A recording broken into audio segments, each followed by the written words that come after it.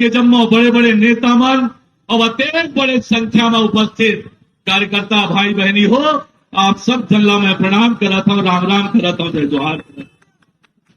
मैं केवल एक लाइन बोलना था। आज ये नामांकन रैली आज राजधानी के शहर में जो धमाल मचा है, मैं केवल उसका कहा था कि आगाज ऐसा है तो अंजाम कैसा होगा। मेरे रायपुर लोकसभा क्षेत्र के भाइयों और बहनों, आपको देश में रिकॉर्ड बनाने का अवसर मिला है। मिला है कि नहीं मिला है? मिला है कि नहीं मिला है?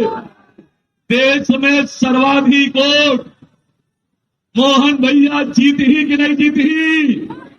जीती कि नहीं जीती? आज जिसने नामांकन रैली में पसीना बहाए हो, वो इसमें 7 मई तक मेहनत करना है।